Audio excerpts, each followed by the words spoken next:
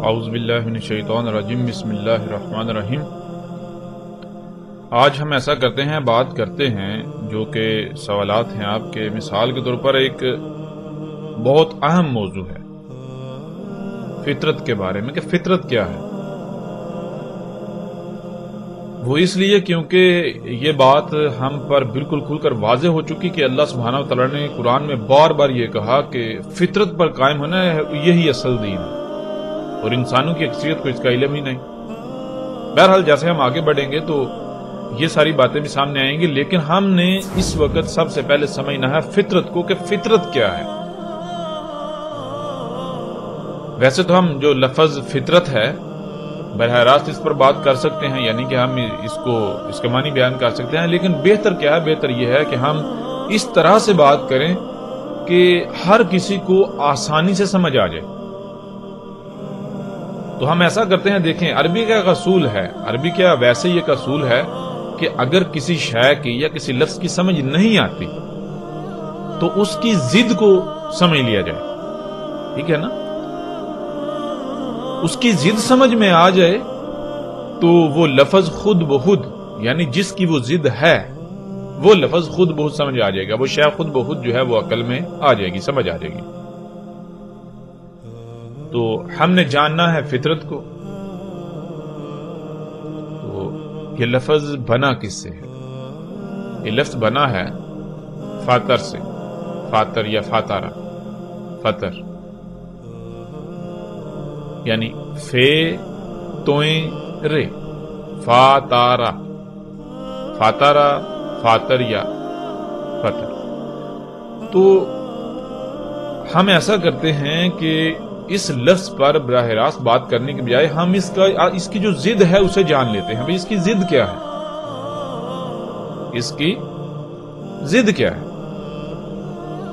تو آپ اگر قرآن میں بھی تلاش کریں تو آپ کو بالکل واضح مل جائے گا، یعنی اس کی ضد واضح مل جائے گی۔ ضد اس کی کیا ہے؟ لفظ فاتر کی ضد ہے یا فطر کی ضد ہے فرت، یعنی فطر کیا ہے؟ فے توئیں رے، اور اس کی جو ضد ہے وہ ہے فے رے توئیں، کہ سیم حروف ہیں، ایک ہی جیسے حروف ہیں، 3 حروف ہیں، فے توئیں رے، ٹھیک ہے؟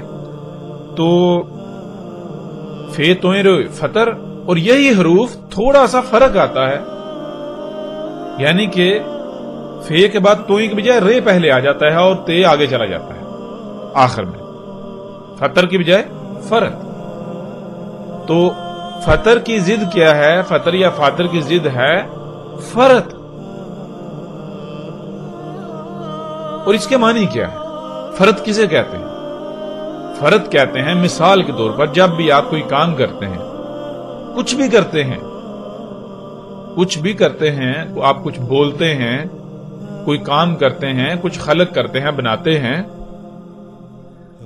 تو اس میں کسی قسم کی کوئی خامی رہ جانا، خرابی رہ جانا، کوئی کجی رہ جانا، کوئی نقص رہ جانا، کوئی لاپرواہی ہو جانا، کوتاہی ہو جانا، کوئی بھول چوک ہو جانا، جس سے پھر کیا ہوتا ہے؟ جس سے پھر یہ ہوتا ہے، یعنی کہ اگر کوئی بھول چوک ہو جائے، کوئی خرابی رہ جائے، کوئی نقص رہ جائے، تو پھر کیا ہوتا ہے؟ وہ خرابی، وہ نقص بڑھتا بڑھتا بڑھتا ایک وقت آتا ہے، وہ یعنی خرابی بڑھ جاتی ہے، اور یوں تباہیوں کی صورت میں، نقصانات کی صورت میں اس کا اظہار ہوتا ہے۔ تو یہ ہے فرت۔ فرت کیا کہتے ہیں؟ فرت کہتے ہیں کہ جب بھی آپ کچھ کرتے ہیں، کسی سے کلام کرتے ہیں یعنی گفتگو کرتے ہیں، کوئی بات کرتے ہیں، تو آپ کی بات میں نقائص ہیں، خامیاں ہیں، خرابیاں ہیں، کجیاں ہیں، کوتاہیاں ہیں، آپ کو ذمہ داری کا احساس نہیں ہے۔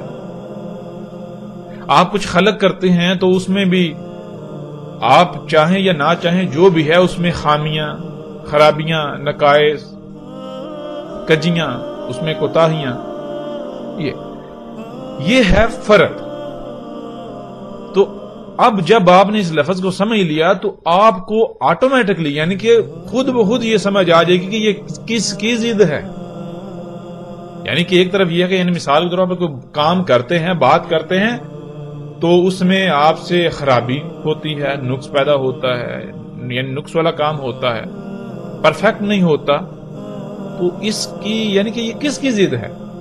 परफेक्ट ना होना, मुकम्मल ना होना ये जिद है मुकम्मल की, ये जिद है परफेक्ट की, यानी कि ये जिद है फर्द जो है, ये जिद है फातर की। और फातर फिर किसे कहते हैं? फातर किसे कहते हैं? फातर कहते हैं कि जो कुछ भी करना, कुछ बोलना, किसी से कोई गुफ्तगू करना, कोई बात करना, कोई जिम्मेदारी उठाना, कुछ खलक करना, बनाना, कुछ भी करना, कोई भी काम करना, तो वो ऐसा करना कि उसमें राई बराबर भी कोई कमी, कजी, कुताही, कोई लापरवाही, कोई नुक्स, कोई भूल चूक ना होना, यानी कि बिल्कुल परफेक्ट, बिल्कुल मुकम्मल, बिल्कुल हर लिहाज से। और फिर जब उसको परफेक्ट हर लिहाज से मुकम्मल खलक किया तो फिर यह है कि उसमें किसी भी किस्म की कोई तब्दीली नहीं की जा सकती। यानी अगर उसमें कोई छेड़छाड़ की जाएगी, उसमें कोई तब्दीली की जाएगी, उसमें कोई पंगा लिया जाएगा, उसमें मुदाखलत की जाएगी, तो फिर क्या होगा? उसमें खराबियां, और फिर वो बिलाखिर तबाह होगी। अब आपने यानी कि आप गौर करें तो बिल्कुल बहुत ही आसानी से आपको दोनों अल्फाज बिल्कुल वाज़ेह समझ आ जाएंगे। दोनों, फतर किसे कहते हैं और फर्द किसे कहते हैं। यानी अब मिसाल के तौर पर देखिए, फतर कहते हैं जो भी खलक किया, जिसे भी वजूद दिया, या जो भी काम किया, कोई गुफ्तगू की, कोई बात की, तो हर लिहाज से मुकम्मल, परफेक्ट। अगर कुछ खलक करते हैं, कुछ वजूद में लाते हैं, तो उसकी जरूरियात क्या हैं, उनका मेयार क्या है, उनकी मिकदार क्या है, वो सब भी मुकम्मल परफेक्ट खलक करना। कहीं पर भी कोई भूल चूक, कोई नुक्स, कोई खामी खराबी बिल्कुल नहीं, हर लिहाज से मुकम्मल परफेक्ट। बात करते हैं तो मुकम्मल परफेक्ट, उसमें कोई कजी, कोई कोताही नहीं। यह है फतर और इसकी जिद फर्द। अब अगर हम ऐसा करें कि हम अगर इन अल्फाज को कुरान में तलाश करें तो देखते हैं कि कुरान इन अल्फाज के बारे में क्या कहता है। क्या जो मानी हमने बयान किए, यानी कि जो बात हमारी समझ में आई कि फतर इसे कहते हैं और फरद इसे कहते हैं, क्या कुरान इसकी तस्दीक करता है? तो हम तलाश करते हैं कुरान में। तो देखें सूरह फातर की पहली आयत ले ले, उसमें क्या है? सूरह फातर की पहली आयत, उसमें क्या है? अल्हम्दुलिल्लाहि फातिरिस समावाति वल अर्दी। अल्हम्दु है ही हमद, लिल्लाहि अल्लाह के लिए। अल्लाह के लिए क्या है ही हमद। कैसे है अल्लाह के लिए हमद? आगे इसी सवाल का जवाब आ जाता है। फातिरिस समावाति वल अर्दी, फातिर रहेंगे आसमान और जमीन ने, यानी ये जो जमीन है, जो कुछ इसके अंदर है, इसकी लेयर्स हैं, फिर इसके गिर्द गैसों की जो तह हैं, इसको क्या किया? इसको अल्लाह ने फातिर किया, यानी कि ऐसा खलक किया, बिल्कुल परफेक्ट खलक किया, इनमें किसी किस्म की कोई कजी, कोई कमी, कोई कोताही नहीं की, कोई नुक्स नहीं छोड़ा, यानी हर लिहाज से मुकम्मल परफेक्ट खलक किया। इस वजह से अल्लाह के लिए है ही हमद, यानी तुम गौर फिक्र करोगे तो तुम्हें परफेक्शन नजर आएगी। तब तक हमद है अल्लाह के लिए, तब तक यानी परफेक्शन नजर आएगी जब तक ये फातिर रहेंगे। फातिरी समावाति वल अर्दी, फातिरी यानी कि देखें, फातिरी रे के नीचे जेर है जो कि आगे माजी का सिगा बनाती है, आगे धकेलती है। समावाति के नीचे भी जेर है, अर्दी उसके नीचे भी जेर है, यानी कि जब तक आसमान और जमीन ये फातिर रहेंगे तब तक अल्लाह के लिए हमद है, तब तक इनमें कोई नुक्स, कोई हामी, कोई कजी, कोई कोताही नहीं है। लेकिन जब तक ये परफेक्ट हैं, ये फातिर हैं, तब तक अल्लाह के लिए हमद है। और जब ये फातिर नहीं रहेंगे,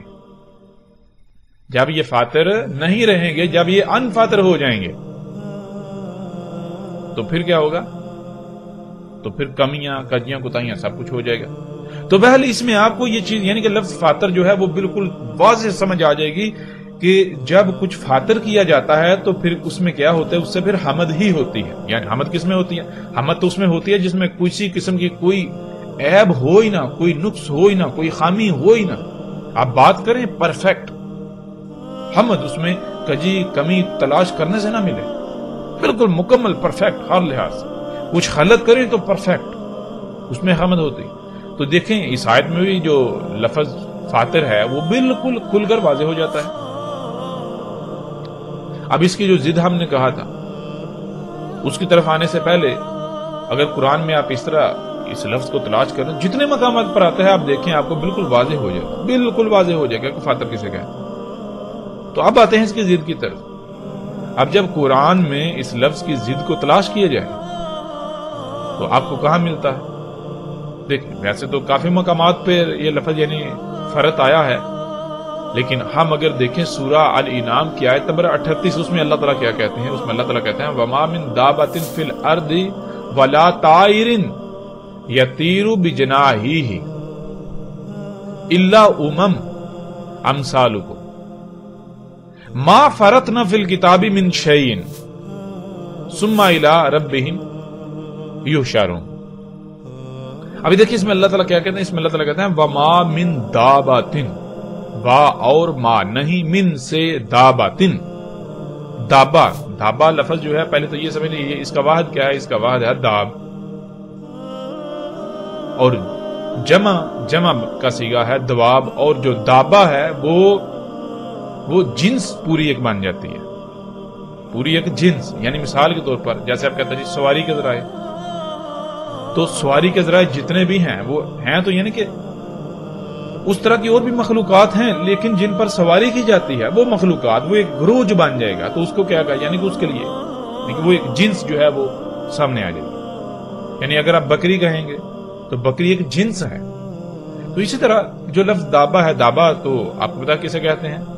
ہم یعنی کہ پہلے بھی بیان کر چکے ہوئے ہیں دابا داب سے، اور داب کسے کہتے ہیں؟ داب کہتے ہیں کہ مرحلہ با مرحلہ، سٹیپ بائی سٹیپ حرکت کرنا، آگے بڑھنا، یعنی کہ وہ مخلوقات جو لمحہ بلمحہ سٹیپ بائی سٹیپ آگے بڑھتی بڑھتی وجود میں آئی، نہ صرف وجود میں بلکہ اسی طرح حرکت کرتی ہیں، خواہ وہ تیر کر حرکت کرتی ہیں، رینگ کر حرکت کرتی ہیں، چل کر حرکت کرتی ہیں، یا پھر اڑ کر حرکت کرتی ہیں، ٹھیک ہے؟ تو وہ تمام کی تمام مخلوقات داباتن، تو وہی یعنی کہ مختلف جنسوں کے گروہ ہیں۔ تو وما من دابتن، اور نہیں ہے دابا سے، یعنی کہ جو مختلف جنسیں ایسی حرکت کرنے والی مخلوقات کی ہیں جو تیر کر، رینگ کر، چل کر، اڑ کر حرکت کرتی ہیں، فی الارض ارض میں، زمین میں، ولا اور نہ ہی طائرن، جو تیرنے والی ہیں، جو تیر رہی ہیں، کہاں تیر رہی ہیں؟ فضا میں تیر رہی ہیں، طائر فضا میں تیرنے والی، یتیرو تیر رہی ہیں، اڑ رہی ہیں فضا میں، بجناحی ہی اپنے پروں کے ساتھ، الا مگر امم امثالکم، وہ امم ہیں تمہاری ہی مثل، امتیں ہیں۔ امت کسے کہتے ہیں؟ امت سے کہتے ہیں جڑ کو، بنیاد کو، اور امت یعنی یا امت کسے کہتے ہیں؟ کہتے ہیں کہ ایک منظم ترین گروہ جس کو کوئی ذمہ داری دی جاتی ہے، جیسے مثال کے طور پر انسانوں میں سے کچھ، یہ جو بشر ہیں ان میں سے کچھ لوگوں کا ایک منظم ترین گروہ جو اس زمین کی دیکھ بھال کرے گا، وہ امت کہلائے گا۔ باقی ساری مخلوقات اس کی رعایا ہے، باقی انسان جو ہے اس کی رعایا ہے، ان کے یعنی نفع نقصان کے ذمہ دار وہ ہیں۔ اگر کوئی خرابی ہوگی، کسی کا نقصان ہوگا تو ان سے پوچھا جائے گا پہلے۔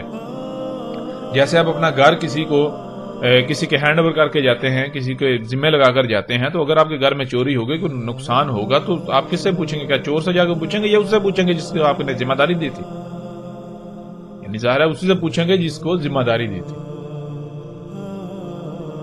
تو اللہ سبحانہ تعالیٰ یہ کہہ رہے ہیں کہ دابا میں سے جتنے بھی ہیں، یعنی جتنی بھی مخلوقات ہیں جو تیر کر، رینگ کر، چل کر، اڑ کر حرکت کر رہی ہیں، اور پھر ان میں سے اسپیسیفائی کر دیا وہ جو اڑنے والی ہیں، جو اڑ رہی ہیں، ان کو اسپیسیفائی کر دیا وہ کیا ہے؟ سب کے سب نہیں ہیں۔ اگر ہیں، ان کا وجود ہے، تو ان کا وجود کیسے ہے؟ کیا ہے؟ ان کا وجود ہے وہ امم ہیں، امتیں ہیں۔ کیسے امتیں؟ امثالکم، تمہاری ہی مثل، یعنی کہ جیسے تم یعنی کہ غور کرو کہ دنیا میں یعنی کہ اگر تم نہیں ہو تو یعنی بیج کون بوئے گا؟ بیج نہیں کوئی بوئے گا، فصل نہیں ہوگا، یعنی یہ سارا نظام تو یعنی کہ نظام رک جائے گا. تمہیں اگر ہٹا دیا جائے تو نظام میں رکاوٹ پیدا ہوگی. تم ایک بنیاد کی حیثیت رکھتے ہو، ٹھیک ہے نا، ایک بنیاد کی حیثیت رکھتے ہو.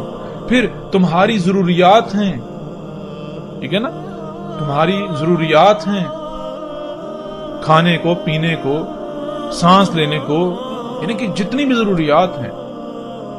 تو یہ صرف تم ہی ایسے نہیں ہو کہ جنہیں کچھ کرنے کے لیے کھانا پڑتا ہے، تمہیں سفر کرنے کے لیے جو ہے وہ سفری ضروریات جو ہے وہ چاہیے، تمہیں کھانے کو، پینے کو، یعنی کہ تو صرف تم ایسے نہیں ہو، جتنی بھی مخلوقات ان کا معاملہ یہی ہے. وہ اس دنیا میں، اس کائنات میں، زمین و آسمانوں میں کوئی نہ کوئی ذمہ داری اٹھائے ہوئے ہیں. ایسی ذمہ داری کہ اگر یعنی کہ اس ذمہ داری کو ترک کر دیں تو نظام نہیں چلے گا، یہ نظام رک جائے گا، اس میں خرابیاں ہوں گی، پھر تباہیاں آئیں گی. تو صرف تمہاری حیثیت نہیں ہے. کیوں اللہ تعالیٰ یہ کہہ رہے ہیں؟ اللہ سبحانہ وتعالیٰ یہ اس لیے کہہ رہے ہیں کہ تم ذرا اپنے آپ کو ان کے ساتھ کمپیئر تو کرو. تم کہتے ہو جی دیکھو ہمیں سفر کرنے کے لیے تیز ترین سواری کے ذرائع چاہیے. تو کیا وہ مخلوقات جو ہیں جیسے تم نے سواری کے ذرائع خلق کیے، کیا وہ بھی تمہاری طرح خلق کر رہی ہیں؟ تمہیں فریج چاہیے، کیا انہوں نے بھی اپنے یعنی کہ کھانے محفوظ کرنے کے لیے فریجیں بنائی؟ تم جو ہے وہ یعنی کہ فطرت میں مداخلت کر رہے ہو، چھیڑ چھاڑ کر رہے ہو اپنی من پسند اپنی مرضی سے، یعنی کہ اگا رہے ہو، پنگے لے رہے ہو چھیڑ چھاڑ. کیا وہ سب بھی یہی کر رہی ہیں؟ یعنی کہ تم کہتے ہو جی ہماری ضروریات ہیں، اگر ہم اس طرح تیز رفتاری سے نہیں اگائیں گے، اس طرح نہیں اگائیں گے تو خوراک پوری نہیں ہوگی، یہ ہو جائے گا، وہ ہو جائے گا، سواری کے ذرائع تیز رفتار نہیں ہوں گے تو ہم جو ہے پیچھے رہ جائیں گے، ہمیں نقصانات کا سامنا کرنا پڑے گا، یہ ہے وہ ہے. جو کچھ بھی تم کر رہے ہو تو ذرا غور تو کرو. تم اگر یہ کر رہے ہو، تم کہتے ہو ہم ان سب کے بغیر زندہ نہیں رہ سکتے، ہم ان کے بغیر چل نہیں سکتے، سروائیو نہیں کر سکتے، تو صرف تمہاری ہی مثال یہ نہیں ہے. یہ ساری ضرورتیں صرف تمہاری ہی نہیں ہے کہ تمہیں کھانے کو مختلف اشیاء چاہیے، رزق چاہیے، پینے کو پانی چاہیے، یعنی کہ اسی طرح یعنی کہ جو کچھ بھی تمہاری ضروریات ہیں صرف تم نہیں ہو جو جنہیں ضروریات لاحق ہیں. جتنی بھی مخلوقات زمین میں ایسی ہیں، زمین و آسمانوں میں جتنی بھی ایسی ہیں جو حرکت کرنے والی ہیں، جو رینگ کر، تیر کر، چل کر یا اڑ کر حرکت کرتی ہیں، ان سب کا معاملہ یہی ہے. ان سب کو ضروریات لاحق ہیں، ان سب کو رزق چاہیے، ان سب کو جو ہے وہ طرح طرح کی ضروریات جو ہیں وہ لاحق ہیں، وہ بھی محتاج ہیں. لیکن غور کرو کیا وہ یہ سب کر رہی ہیں جو سب تم کر رہے ہو؟ غور تو کرو. نہیں نا. جب وہ زندہ رہ سکتی ہیں، وہ فریج کے بغیر زندہ رہ سکتی ہیں، وہ ان ساری چیزوں کے بغیر زندہ رہ سکتی ہیں، تو تم کیسے نہیں رہ سکتے؟ اور پھر عقل کے اندر غور کرو. تم نے پنگے لیے اور بڑے مار کے مارے، اس کے باوجود دیکھو اپنے آپ کو ان کے ساتھ کمپیئر کرو. کیا ان کو بیماریاں لاحق ہیں؟ تم نے اتنے جدید ہسپتال اور ادویات بنا لی، اس کے باوجود بیماریاں دن بدن بڑھتی جا رہی ہیں. انہیں بیماریاں کیوں نہیں لاحق؟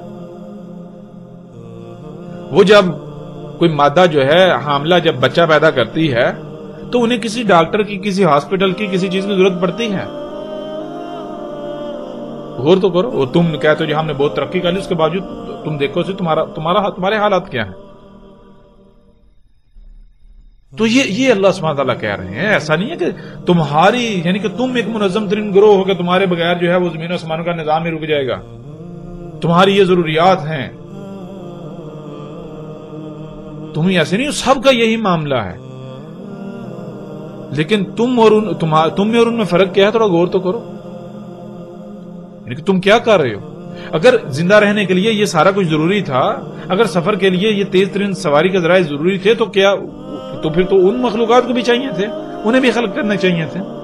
اگر ان کے بغیر زندہ نہیں رہا جا سکتا، اے سیوں کے بغیر، ٹی ویوں کے بغیر، اس ٹیکنالوجی کے بغیر، ان نجات کے بغیر زندہ نہیں رہ سکتا تھا، تو پھر وہ کیسے رہ رہی ہیں؟ پھر تو انہیں بھی زندہ نہیں رہنا چاہیے تھا، پھر تو ان کا وجود کالعدم ہو جانا چاہیے تھا.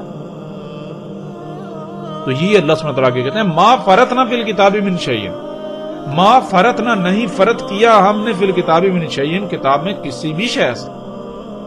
اور کتاب ہم جان چکے ہوئے ہیں گزشتہ انا علینا بیانہ ہو کہ جو شروع کے ساتھ ہیں ان میں کتاب کے اوپر بات تفصیل سے ہو چکی ہے. کتاب کیا کتاب تو یہ زمین و آسمان میں ہے. زمین و آسمانوں کو اللہ سبحانہ نے کہا زمین و آسمان جو کچھ ان کے درمیان ہے تمام کی تمام مخلوقات. کتاب کتب سے ہے. کتب کہتے ہیں علم کا کسی نہ کسی صورت میں موجود ہونا جہاں سے اسے حاصل کیا جا سکے. تو یہ زمین و آسمان میں اللہ تعالیٰ کیا کہتے ہیں؟ اللہ تعالیٰ کہتے ہیں یہ سارا کچھ یہ آیات ہیں اللہ کی جو کتب ہوئی ہوئی ہیں. درخت چرند پرند جتنی مخلوقات ہیں زمین و آسمان میں جب یہ اللہ کی آیات ہیں یہ کتب ہوئی ہوئی ہیں تو جس میں کتب ہوئی ہیں وہ اللہ کی کتاب. تو یہ اللہ تعالیٰ کہہ رہے ہیں ما فرطنا فی الکتاب من شیء نہیں فرض کیا ہم نے کتاب میں کسی بھی شے سے. یعنی مطلب یہ کہ اللہ سبحانہ تعالیٰ یہ کہہ رہے ہیں کہ ہم نے جو کچھ بھی خلق کیا وہ سب کا سب پرفیکٹ مکمل خلق کیا. اس میں کسی قسم کی کوئی کجی کوئی کوتاہی نہیں کی, کوئی نقص نہیں چھوڑا, کوئی خامی یا خرابی ہم نے نہیں اس میں کی نہیں چھوڑی. ہم نے ہر لحاظ سے مکمل پرفیکٹ خلق کیا. اور جب ہم نے تمہیں اور تمہیں بھی مکمل پرفیکٹ خلق کیا اور جب ہم نے تمہیں خلق کیا اس طرح باقی مخلوقات کو خلق کیا تو ان کی ضروریات کیا تھیں, ان کی ضروریات کا معیار, ان کی مقدار, ان کو کیسے فراہم کی جائیں گی یہ سب بھی ہم بھول نہیں گئے تھے. ہم نے یہ سب بھی خلق کیا. تمہاری سواری کے یعنی کہ تمہیں سواری کی جو ہے وہ حاجت ہے, اس کے لیے تمہیں سواری کے ذرائع چاہیے تو ہم نے وہ بھی خلق کیے. تمہیں کھانے کے لیے رزق چاہیے تو ہم نے طرح طرح کا رزق بھی خلق کیا. تمہیں سانس لینے کو آکسیجن چاہیے تو ہم نے آکسیجن بھی خلق کی. تمہیں پینے کو پانی چاہیے تو ہم نے پانی بھی خلق کیا. ہم نے سب کچھ ہر لحاظ سے مکمل اور پرفیکٹ خلق کیا. ہم نے کہیں بھی کوئی لاپرواہی نہیں کی, ہم کہیں بھول نہیں گئے تھے. یعنی کہ آج جو یہ تم اپنی ضروریات خود سے خلق کر رہے ہو تو تم تو یہ کہہ رہے ہو کہ ہم نے فرض کر دیے تھے. یعنی تمہارے اعمال یہ ثابت کر رہے ہیں, تمہارے اعمال تم اپنے اعمال سے یہ دعویٰ کر رہے ہو کہ اللہ نے فرض کر دیا. یعنی اللہ تو بھول گیا تھا, اللہ کو تو علم نہیں تھا ہمارے لیے سواری کے ذرائع تو اس طرح تیز رفتار ہونے چاہیے. اللہ کو تو علم ہی نہیں تھا, وہ تو بھول گیا. وہ یہ سواری کے ذرائع خلق کرنا بھول گیا تھا. اس نے تو وہ کجیوں والے کمیوں کوتاہیوں والے وہ خلق کر دیے, اس نے کوتاہی برتی. یہ اللہ تعالیٰ ہم نے فرض نہیں کیا کتاب میں. اب آپ غور کریں ذرا کہ قرآن میں لفظ فرض بھی آیا اور لفظ فاطر بھی آیا. فاطر کہاں آیا اور فرض کہاں آیا؟ غور کریں, بالکل واضح ہے. فاطر جب کچھ فاطر کیا جائے گا تو اس سے حمد ہی حمد ہوگی, اس میں حمد ہی حمد ہوگی. یعنی کہ ہر لحاظ سے مکمل پرفیکٹ. اور فرض کرنا یعنی کہ فرض کرنا یہ. اب غور کریں کہ اگر انسانوں نے سواری کے ذرائع تیز رفتار خلق کیے, فریجیں یہ جدید ایجادات یہ ٹیکنالوجی خلق کی, اللہ نے جو یعنی کہ جو سبزیاں پھل فروٹ یہ سب اگا رہا تھا اللہ نے جو یہ اگایا اس میں بھی پنگے لیے چھیڑ چھڑ کر کے ان کو بھی بہت تیز رفتار سے کئی گنا زیادہ جینیٹیکلی موڈیفائڈ طریقے سے اگایا جا رہا ہے. تو یہ کیا کہا جا رہا ہے؟ مثال کے طور پر آپ بہت چھوٹی سی سادہ سی مثال ہے. مثال کے طور پر ایک مستری ہے, وہ ایسا کرتا ہے دیوار بناتا ہے. آپ آتے ہیں یا مثال کے طور پر آپ مستری ہیں, آپ نے دیوار کھڑی کی اور ایک دوسرا آتا ہے وہ آ کے آپ کو پرے ہٹاتا ہے اور وہ آپ کی دیوار گرا کے دوبارہ سے تعمیر کرنا شروع کر دیتا ہے. مطلب کیا وہ یہ کیا ثابت کر رہا ہے؟ وہ یہ کہہ رہا ہے کہ تم نے جو دیوار بنائی وہ پرفیکٹ نہیں ہے, وہ ٹھیک نہیں ہے, دیوار ایسے نہیں بنتی. وہ کہتا ہے دیوار ایسے بنتی ہے جیسا میں بنا رہا ہوں. تو بالکل اسی طرح اللہ سبحانہ تعالیٰ نے سواری کے ذرائع خلق کیے. تو آج انسان نے کیا کیا؟ اللہ کے سواری کے ذرائع کو رد کیا اور اپنے سواری کے ذرائع خلق کیا. کیا ثابت کیا؟ ثابت یہ کیا کہ اللہ تجھے تو علم نہیں تھا سواری کے ذرائع کیسے خلق کرتے ہیں, تجھے تو یہ نہیں علم تھا کہ ان کی رفتار کیا ہونی چاہیے تھی. دیکھ ہم تجھے خلق کر کے دکھاتے ہیں, اور خلق کر کے دکھائے. اللہ نے جو سواری کے ذرائع خلق کیے ان سے کئی گنا تیز رفتار. غور کریں تو یہ کیا ہے؟ یہ کیا کہہ رہا ہے؟ یہ تو یہی کہنا تو نے فرض کر دیا. اللہ کہہ رہا ہے, اللہ یہ کہہ رہا ہے کہ ہم نے فرض نہیں کیا, لیکن انسان ثابت کر اپنے اعمال سے کہہ رہا ہے کہ نہیں اللہ تو نے فرض کیا. دیکھ تو پہلے جو ہے وہ سبزیاں اگاتا تھا, یعنی تو سبزیاں اگاتا تھا, وہ 3-6 مہینے میں سبزی تیار ہوتی تھی. ہم تو جو ہے وہ 15 دن میں تیار کر لیتے. تو سبزیاں اگاتا تھا, ایک خاص موسم میں اگاتا تھا, ایک خاص خطے میں اگاتا تھا. ہم نے ایسے بیج تیار کیے جینیٹیکلی موڈیفائی طریقے سے کہ وہ پوری دنیا میں اگنے کی صلاحیت رکھتے ہیں, ہر موسم میں اگنے کی صلاحیت رکھتے ہیں. پھر وہ 3 مہینے 6 مہینے کے بجائے 15-20 دن میں, ایک مہینے میں فصل دینا شروع کر دیتے ہیں. تو نے گندم اگائی, چاول اگائے, تو 1 ایکڑ سے 30-40 من جو ہے وہ گندم یا چاول جو ہے وہ پیدا ہوتے تھے. اور ہم نے تیرے مقابلے پر یعنی کہ یہ فصلیں خلق کی, چاول کی فصل اور یعنی کہ دان کی فصل اور گندم کی فصل, تو 1 ایکڑ سے تجھ سے 3-4 گنا زیادہ اگا رہے ہیں. اس طرح سبزیاں ہیں کم وقت میں, پھل فروٹ سب کچھ کم وقت میں اور بہت زیادہ مقدار میں. اس طرح ہر چیز مصنوعی آپ کے سامنے. یہ کیا کہا جا رہا ہے؟ یہ انسان نے کیا دعویٰ کیا؟ یہ انسان اپنے اعمال سے یہ دعویٰ کر رہا ہے. وہ یہ کہہ رہا ہے کہ اللہ تو نے فرض کر دیا, تجھے نہیں علم تھا ہماری سواری کے ذرائع کیا ہونے چاہیے, کیسے ہونے چاہیے, تجھے نہیں علم تھا, تو بھول گیا تھا, تجھے علم نہیں, تو نے کجی برتی, تو نے کوتاہی برتی. دیکھ یہ ہمارے لیے سواری کے ذرائع ایسے ہونے چاہیے. تو یہ نہیں پتا سبزیاں کیسے حل کرتے ہیں, فصلیں کیسے خلق کرتے ہیں. ٹھیک ہے. اس طرح ہمیں تو جو ہے وہ خوراک کو محفوظ کرنے کے لیے یہ طرح طرح کی ٹیکنالوجی چاہیے تھی, یہ مشینیں چاہیے تھی, ہمیں تو ان ساری چیزوں کی ضرورت ہے. تو نے یہ کہ ہمیں خلق کر دے دیا, یعنی کہ تو نے فرض کر دیا, یہ عملاً کہا جائے. تو یہ دیکھیں قرآن میں ان دونوں آیات سے بالکل واضح ہو جاتا ہے کہ فرض کسے کہتے ہیں اور فاطر کسے کہتے ہیں. فاطر جس میں جس سے ہو ہی حمد یعنی پرفیکٹ, اور فرد جس میں کجی کوتاہی کمی خامی یعنی دوبارہ خلق کرنا پڑے. بھئی یہ ٹھیک نہیں. دوبارہ کب خلق کیا جاتا ہے؟ اس لیے اس وقت خلق کیا جاتا ہے کہ جب پہلے جو خلق کیا وہ پرفیکٹ خلق نہیں ہوا. بھئی کوئی کمی رہ گئی تھی, کجی رہ گئی تھی, خرابی رہ گئی تھی, کچھ بھول گئے تھے, اس لیے ہم اب دوبارہ خلق کریں گے, وہ بھول چک ختم ہو جائے گی, وہ اب دوبارہ ٹھیک جو ہے خلق ہو جائے گی. حالانکہ انسان اتنا عقل کا اندر ہے, غور نہیں کرتا کہ اللہ سبحانہ و تعالیٰ نے جو خلق کیا اس میں رائے برابر بھی تبدیلی نہیں کی. اللہ سبحانہ نے جب گھوڑے, گدھے, خچر سواری کے ذرائع کے لیے خلق کیے, اونٹ خلق کیے, تو وہ آج تک وہی ہیں, اللہ نے تبدیل نہیں کیے. اب انسان کا معاملہ کیا ہے؟ اس نے غور کرے, اس نے سب سے پہلے جو گاڑی خلق کی اس کو رد کیا, نئی خلق کی, اس کو رد کیا پھر نئی خلق کی, اس کو رد کیا پھر نئی خلق کی, اس کو رد کیا پھر نئی خلق کی, اور یہ خود ثابت کر رہا ہے کہ میں نے فرض کیا, نہیں بنا رہا ہے, پھر اگلی نہیں بنا کے یہ ثابت کر رہا ہے پیچھے میں نے فرض کر دیا تھا. پرفیکٹ خلق نہیں ہوئی تھی, رفتار کم تھی, یہ نقائص تھے, اس میں یہ نہیں تھا, بیچ میں یہ صحیح نہیں تھا, فلاں چیز نہیں تھی. یعنی دین بدین خود یہ اس کے اپنے اعمال یہ دعویٰ کر رہے ہیں کہ انسان فرض کر رہا ہے, جو فرض کر رہا ہے اس کو تو حق یہ نہیں ہے کہ وہ پنگے لے, وہ چھیڑ چھڑ کرے, وہ نظام کیسے چلا سکتا ہے؟ وہ تو کائنات کا بیڑا غرق کرے گا, وہ زمین آسمانوں میں سب کچھ درہم برہم کر کے رکھ دے گا, اور کیا آج یہ سب کچھ نہیں ہو چکا آپ کی آنکھوں کے سامنے ہے. بہرحال غور کریں اس بات پر کہ جتنی مخلوقات ہیں, مثال کے طور پر آپ دیکھتے ہیں پرندے ہیں, تو غور کریں کیا پرندوں نے کوئی ملکیت بنائی, یہ درخت میرا ہے, وہ یعنی کہ یہ علاقہ میرا ہے, تم یہاں نہیں آ سکتے, یہ نہیں کر سکتے, وہ نہیں کر سکتے, پھر دیکھو یہاں سے تم نہیں کھا سکتے, یہ میرا رزق ہے. پھر خود سے رزق اپنا پروڈیوس کرنا شروع ہو جائے, پیدا کرنا شروع ہو جائے. کوئی پرندہ ایسا نظر آتا ہے جو اپنا رزق خود پروڈیوس کر رہا ہے, خلق کر رہا ہے؟ کوئی آپ کو ایسا نظر آتا ہے؟ کیا ان کے جب بچے ہوتے ہیں کیا ان کو ڈلیوری کریے, کیا ڈاکٹروں کی ہسپتالوں کی ضرورت پڑتی ہے؟ کیا ایسا ہے؟ کیا ان کو فریجیں, کیا فریجوں کے بغیر, یعنی کہ کیا انہوں نے فریجیں بنائی کہ ہم اپنی خوراک کو سٹور کر لیں؟ کیا وہ جس طرح انسان منصوبہ بندیاں کر رہے ہیں, کیا وہ منصوبہ بندیاں کر رہے ہیں؟ ان کی کوئی ایسی منصوبہ بندیاں ہیں؟ غور کریں پرندوں کو, یہ نہیں یعنی کہ پرندے صبح نکلتے ہیں, شام کو کھا کر واپس آتے ہیں, تو ان کو یعنی کہ وہ اپنے ساتھ کچھ نہیں لے کر آتے کہ چلو جی رات کو بھی کھائیں گے, نہیں. 100% فطرت پر توکل کر رہے ہیں. پرندوں کو یہ نہیں پتا کہ صبح اٹھیں گے تو کھانے کو ملے گا یا نہیں ملے گا, لیکن انہیں کوئی فکر نہیں ہے بالکل, اور بھوکے نہیں سوتے. کوئی پرندہ آپ کو بھوک سے مرتا ہوا نظر نہیں آئے گا. کہاں؟ جہاں یعنی کہ فطرت کے قریب ترین ایریا ہے, جنگلوں وغیرہ میں, ایسے علاقوں میں جہاں انسان کی مداخلت نہیں ہے یا کم سے کم ہے. تو آپ دیکھیں, آپ کو ان میں بیماریاں نظر نہیں آئیں گی, خرابیاں نقائص نظر نہیں آئیں گی. کہاں نظر نہیں آئیں گے؟ وہی جو فطرت کی جگہ ہیں, وہاں جو جانور چرند پرند وہ مخلوقات موجود ہیں, وہاں جو دابا موجود ہیں.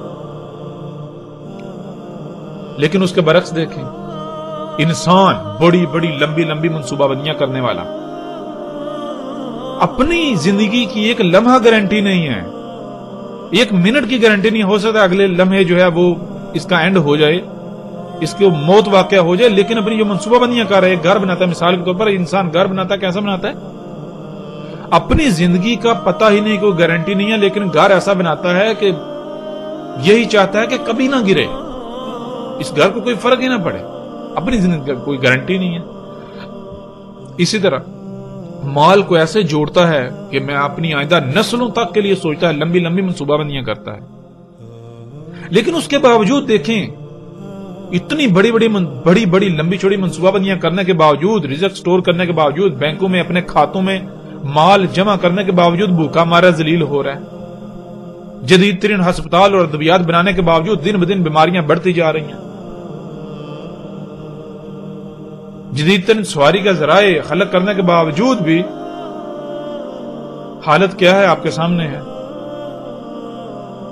اپنی طرف سے جنہیں اپنے آپ کو محفوظ کرنے کے لیے، آفات سے بچانے کے لیے بڑی بڑی منصوبہ بندیاں کرتا ہے، اس کے باوجود زلزلے، سیلاب، طوفان آ رہے ہیں، بیڑا غرق ہو رہا ہے، اس کا طرح طرح کی تباہیوں کا اس کو سامنا کرنا پڑ رہا ہے. ایک زلزلہ آتا ہے، غور کریں کتنے پرندے اس میں اس کا شکار ہوتے ہیں. ایک طوفان آتا ہے، کتنے پرندے شکار ہوتے ہیں، غور تو کریں. سب سے زیادہ نقصان اسی انسان کا ہوتا ہے. اور اگر جانوروں کا نقصان ہوتا بھی ہے تو کیوں ہوتا ہے؟ وہ اس کی وجہ سے ہوتا ہے، انسان کی وجہ سے ہوتا ہے، وہ ان کی وجہ سے نہیں ہوتا.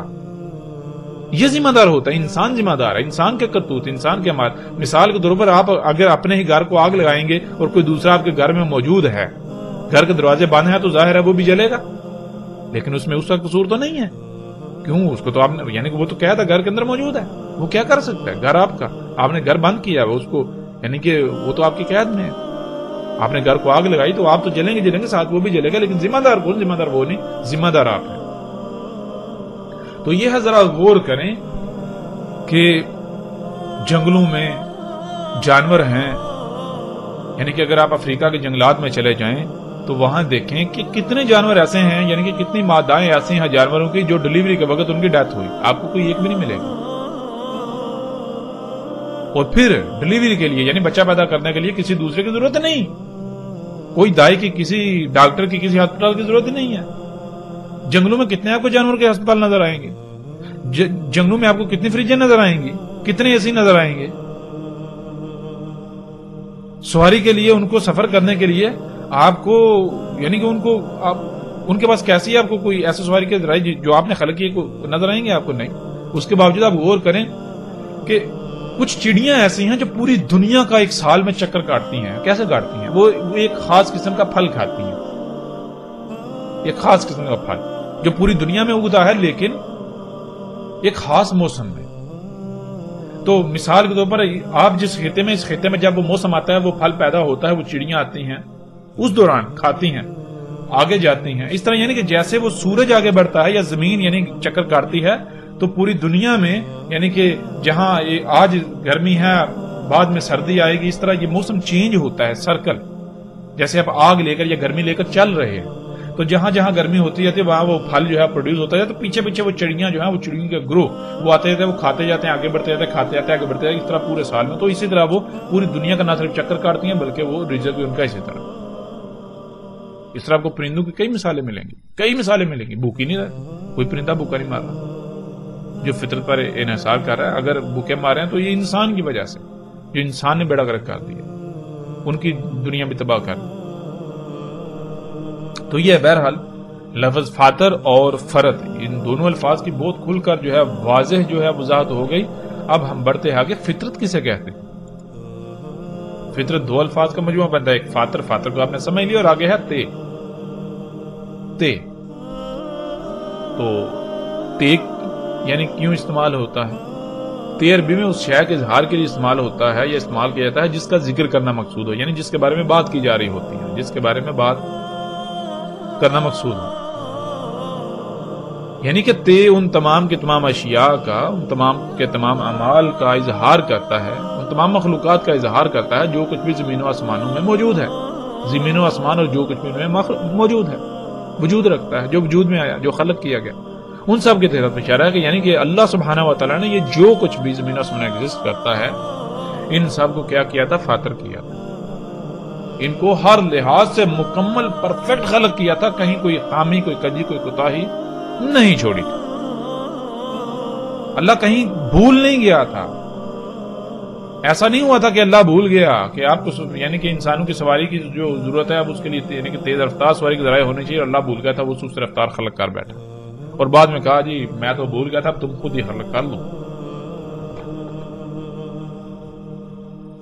ایسا نہیں. اللہ سبحانہ وتعالی نے سب کچھ پرفیکٹ ہر لحاظ سے مکمل خلق کیا, مکمل.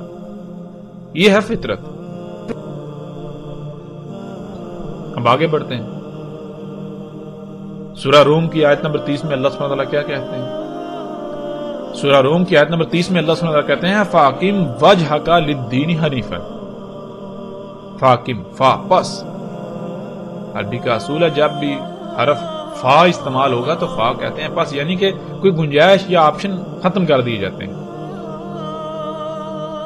جو کہا جا رہا ہے وہ کرنا ہی کرنا ہے, خواہ کچھ بھی ہو جائے, دنیا ادھر کی ادھر ہو جائے, کچھ بھی ہو جائے, جو کہا جا رہا ہے فا کے ساتھ وہ کرنا ہی کرنا ہے. بالکل بہت سختی کے ساتھ حکم دیا جاتا ہے. فا کیا حکم دیا جا رہا ہے فا کے ساتھ؟ فاقم, بس قائم ہو جا. یعنی کہ خواہ کچھ بھی ہو جائے, دنیا ادھر کی ادھر ہو جائے, کچھ بھی ہو جا تو قائم کر, قائم ہو جا. کیا قائم کرنا ہے؟ کہاں قائم ہونا ہے؟ کیا کرنا ہے؟ آگے کیا ہے؟ وجہ کا, تیرا جو رخ ہے, للدین, دین کے لیے, حنیفن. حنیفن, حنیف کسے کہتے ہیں؟ حنیف کہتے ہیں ہر طرف سے کٹ جانا, بالکل یکرو ہو جانا. مثال کے طور پر ادھر ادھر آگے پیچھے کچھ بھی ہو رہا ہے, آپ کا جو ٹارگٹ ہے آپ ہر لحاظ سے اپنے ٹارگٹ پر فوکس کریں. ادھر کو چیختا ہے, چلاتا ہے, کچھ بھی کرتا ہے آپ کے آس پاس ادھر ادھر, آپ بالکل اپنی ایک رائی برابر بھی توجہ جو ہے وہ ادھر ادھر نہ کریں. آپ ہر لحاظ سے اپنے ٹارگٹ کو فوکس کریں اور اسی کی طرف بڑھتے جائیں, بڑھتے جائیں, بڑھتے جائیں. بالکل کسی بھی طرف رائی برابر بھی توجہ نہیں کا, بالکل یکرو. اس کو کہتے ہیں حنیف. اللہ تعالیٰ کہتے ہیں فاقم وجہک للدین حنیفا.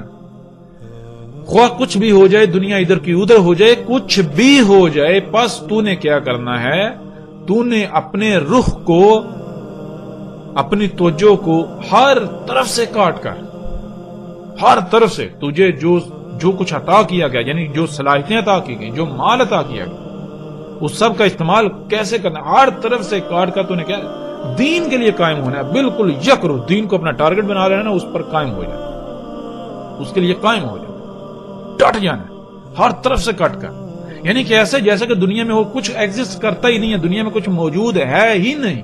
اگر کچھ موجود ہے تو وہ صرف اور صرف دین ہے, اس کے علاوہ کچھ نہیں. اب سوال یہ پیدا ہوتا ہے کہ دین ہے کیا؟ اور یہ قرآن کا اسلوب ہے. قرآن میں اللہ سبحانہ وتعالی نے آیات ایسے رکھی ہیں کہ کچھ حصے میں یعنی کہ جو بات کی جاتی ہے سوال اٹھتا ہے, پھر آگے اس کا جواب دیا جاتا ہے, پھر سوال اٹھتا ہے, پھر آگے اس کا جواب. یعنی ایسی ترتیب ہے. تو کیا ہے یہاں اب سوال یہ پیدا ہوتا ہے کہ بھائی دین کیا ہے؟ پتہ تو چلنا چاہیے نا دین کیا ہے. ہر طرف سے کٹ کر جو ہے اس کے لیے قائم ہونا ہے, ڈٹ جانا ہے اس پر, اس کے لیے. تو آگے اللہ سبحانہ وتعالی اس سوال کا جواب دیتے ہیں کہ دین کیا ہے. اللہ سبحانہ وتعالی کہنا فطرتا, فطرت تھی اللہ ہی, اللہ کی فطرت. اللہ ہی, دین کیا تھی؟ دین تھی اللہ کی فطرت, دین تھی اللہ کی فطرت. اب اللہ تعالیٰ نے یہ نہیں کہا دین اللہ کی فطرت ہے, یعنی یہ نہیں کہا کہ دین فطرت ہے, یہ کہا کہ دین فطرت تھی. اب سوال یہ پیدا ہوتا ہے کہ اللہ سبحانہ و تعالیٰ یہ کیوں کہہ رہے ہیں کہ دین اللہ کی فطرت تھی؟ بہت بڑا اور اہم سوال ہے. مطلب یہ ہے اس کا کہ آج جسے تم دین کہہ رہے ہو, جسے بھی تم یعنی کہ تم جسے اسلام کا نام دیتے ہو, یا جو یہود ہیں وہ جسے دین کا نام دیتے ہیں, جو نصارہ ہیں نصرانی یا عیسائی وہ جسے دین کا نام دیتے ہیں, جو ہندو ہیں وہ جسے دین کا نام دیتے ہیں, جو بدھ مت ہیں وہ جسے دین کا نام دیتے ہیں,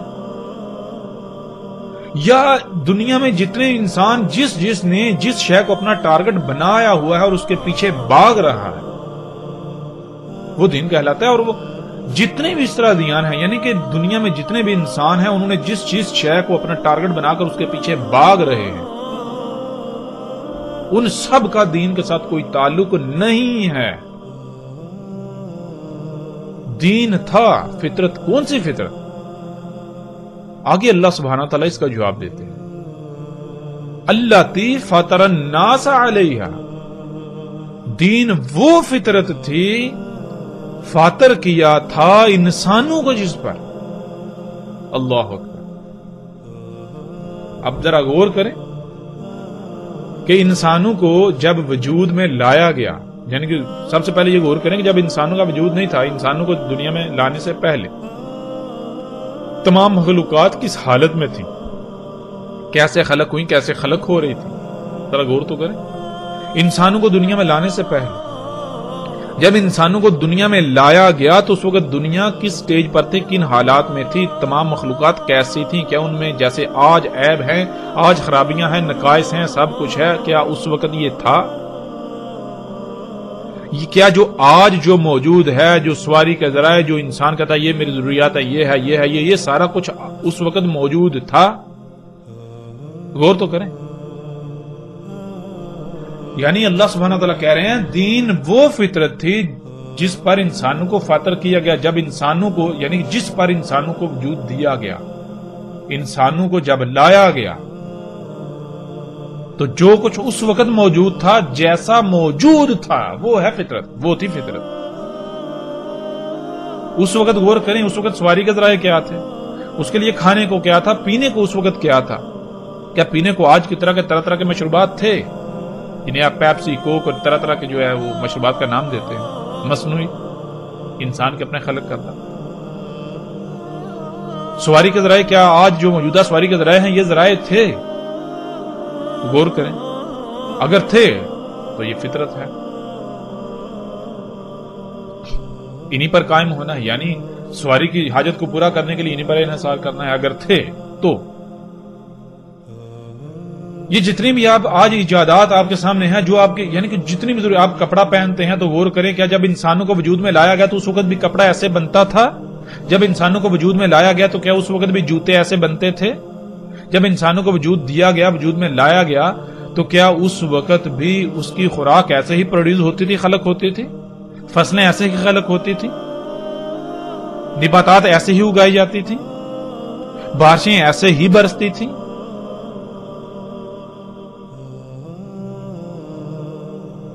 آکسیجن ایسی ہی تھی سانس لینے کے لیے؟ غور تو کریں۔ تو یہ اللہ سبحانہ وتعالیٰ کہہ رہے ہیں انسانوں کو جس پر فاطر کیا گیا، یعنی کہ انسانوں کو جب وجود لایا گیا تو اس وقت کیا موجود تھا؟ جو اس وقت موجود تھا، جیسا موجود تھا وہ فطرت ہے، وہ تھی فطرت۔ تو ناظرین آج غور کریں کیا آج کچھ ویسا ہے؟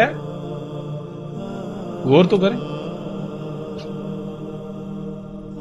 پھر مثال کے طور پر انسان ویسے جب دنیا میں آتا ہے، جب اس کو وجود عطا کیا تو کیسے وجود میں آتا ہے؟ تھوڑا غور تو کریں۔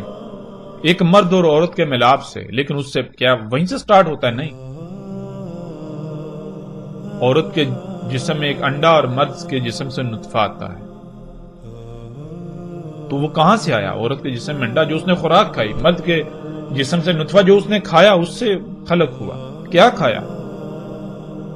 پھل، فروٹ، سبزیاں، پانی، اس طرح سانس لیا، آکسیجن وغیرہ جیسا۔ تو یہ سب کچھ کہاں سے آیا؟ غور کرتے جائیں، کرتے جائیں، کرتے جائیں۔ تو کیسے وجود دیا گیا آپ کو؟ کیا اس یعنی کہ کیا وہ نطفہ جیسے آج وجود میں آتا ہے پہلے ایسے وجود میں آتا تھا جب انسانوں کو؟ یعنی غور کریں ذرا، یہ چیزیں بہت غور کرنے والی ہیں۔ یعنی کہ جب آپ غور کریں گے تو آپ کو یہ سمجھ آئے گی کہ یہ جو زمین و آسمان، یہ جو کائنات ہے، اس نے ایک انسان کو وجود میں لانے کے لیے کیا کیا؟ نہ صرف پیچھے بہت سارے مراحل ہیں جو مختلف مخلوقات کے ذریعے طے ہوتے ہیں، بلکہ ایک سٹیج ایسی آتی ہے کہ فطرت نے، یعنی کہ اسی کا فطرت تو نہیں کہا، اس کائنات نے کیا کیا؟ ایک مرد اور ایک عورت کا انتخاب کیا، تو ان کے ملاپ سے ایک بچے کو وجود دیا، اور پھر بچے کو ان کا محتاج بنا دیا اس وقت تک جب تک کہ بچہ خود محتاج نہیں ہو جاتا۔ بچہ جب تک خود محتاج نہیں ہوتا، یعنی کہ بچہ جب خلق ہوتا ہے، جب اس کا جنم ہوتا ہے تو وہ کس کا محتاج ہوتا ہے؟ وہ ایک مرد اور عورت والدین کا محتاج ہوتا ہے۔ والدین کہاں سے آئے؟ غور کریں، آپ کو پتا چلے گا والدین مرد اور عورت اس وقت موجود تھے جب انسانوں کو لایا گیا دنیا میں، اس وقت یعنی کہ وجود آ گیا نا ان کا، اس وقت سے آ رہے ہیں انسان، اس وقت سے چل رہے ہیں، چلتے آ رہے ہیں، مرد عورت اس وقت سے آ رہے ہیں، چلتے آ رہے ہیں۔ کیا یہ مشینیں اس وقت تھیں؟ نہیں، یہ مشینیں تو اس وقت نہیں تھیں۔ جب انسانوں کو لایا گیا، انسانوں کو لے آیا گیا تو بریک لگ گئی۔ اب اس وقت تک جو کچھ موجود تھا ہے وہ فطرت ہے، جو اس وقت موجود نہیں اس کے بعد وجود میں آیا ہے وہ فطرت نہیں ہو سکتی۔ بہت آسان ہے فطرت کو سمجھنا، بہت زیادہ آسان ہے۔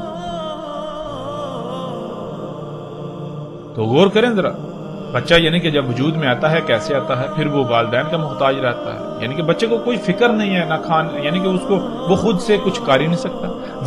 والدین پہنائیں گے تو وہ پہنے گا، والدین کھلائیں گے تو وہ کھائے گا، والدین پلائیں گے تو وہ پیے گا، والدین جو ہے وہ اس کی، یعنی کہ وہ ہر لحاظ سے والدین کا محتاج ہے۔ یعنی اس کائنات کا جو نظام ہے، اس نظام کے اندر کہ بچہ ایک مرد اور عورت والدین کا ہر لحاظ سے مکمل محتاج ہے اس وقت جب تک کہ خود مختار نہیں ہو جاتا۔ والدین اگر نہیں کھلائیں گے وہ بھوکا مر جائے گا، خود سے کچھ نہیں کر سکتا۔ تو یہ ہے فطرت پر قائم ہونا کیا ہے کہ وہی جب انسانوں کو لایا گیا تو اس وقت کیا کیا موجود تھا، غور کرو۔ جیسے ہی تم خود مختار ہوتے ہو تو جس طرح تم اپنے والدین کے محتاج تھے بچپن میں، بالکل اسی طرح تم نے، جیسے تم والدین پر توکل کرتے تھے ان کے محتاج تھے، بالکل ایسے ہی تم نے اپنے آپ کو انہی مخلوقات کا محتاج بنانا ہے، فطرت کا محتاج بنانا ہے۔ ان مخلوقات کا جو انسان کو جب وجود میں لایا گیا تو تب موجود تھی، جو اس کے بعد وجود میں آئی ان کے اوپر توکل نہیں کرنا، ان کا اپنے آپ کو محتاج نہیں بنانا۔ اور اللہ سبحانہ نے کیوں یہ کہا؟ اس کے علاوہ مزید کوئی پنگے نہیں لینے، ان کے علاوہ مخلوقات خلق نہیں کرنی، فطرت میں چھیڑ چھاڑ نہیں کرنی۔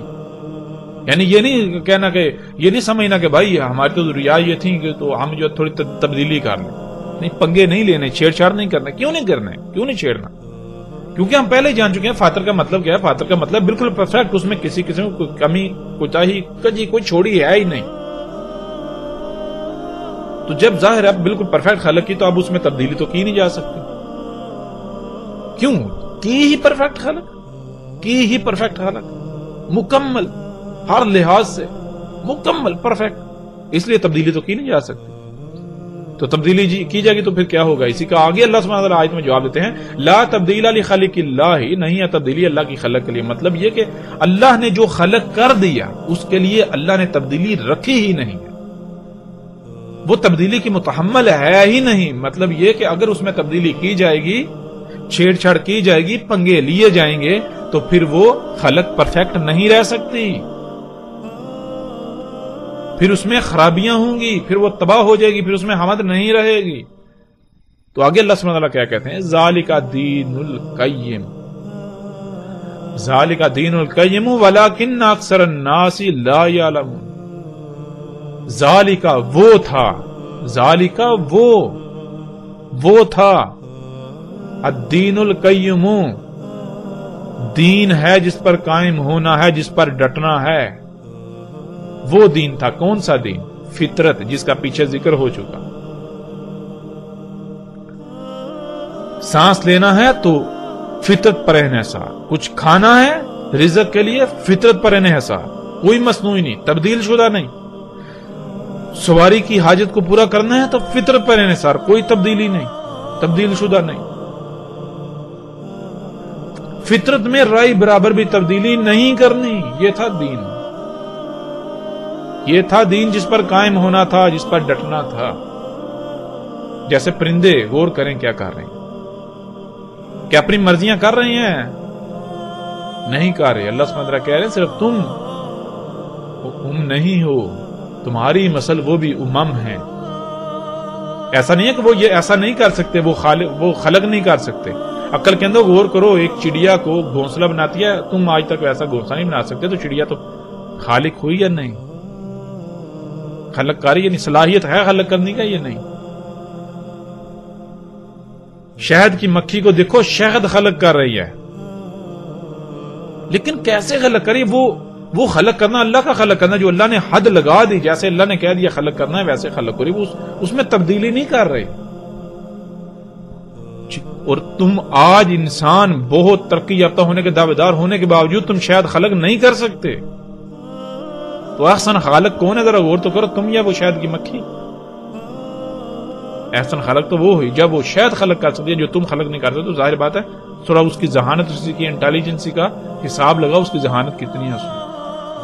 تم یہ کرتوت کر رہے ہو، کیا باقی مخلوقات نہیں کر سکتی ہیں، لیکن نہیں، وہ اللہ کی غلام ہے، عبد ہے اللہ کی، وہ تمہاری طرح مشرک نہیں ہے، وہ اپنی حدود سے تجاوز نہیں کرتے۔ اللہ خلق کرتا ہے. اللہ خلق کیسے کرتا ہے؟ اللہ خالق ہے کیسے ہے خالق؟ تھوڑا غور کریں.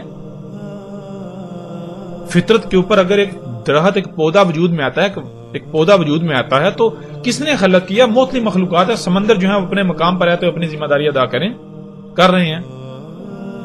ہوائیں اپنی ذمہ داری ادا کرتی ہیں, زمین اپنی ذمہ داری ادا کرتی ہے, سورج اپنی ذمہ داری ادا کرتا ہے, چاند اپنی ذمہ داری ادا کرتا ہے. تمام مخلوقات یعنی کہ مختلف مخلوقات ہیں جو اپنے اپنے وقت پر اپنے اپنے دائرے کے اندر آتے ہیں, اپنی اپنی ذمہ داری ادا کرتی ہیں. تو اس سے جو مخلوق وجود میں آتی ہے جو خلق ہوتا ہے اللہ کہتا ہے میں نے خلق کی, اس کا خالق اللہ ہے. لیکن اگر کوئی مخلوق اس دائرے سے باہر نکلے گی جو دائرہ اللہ نے لگا دیا تو اللہ کہتا ہے یہ اس کا میں خالق نہیں, میرے ساتھ شریک ہو گیا دوسرا.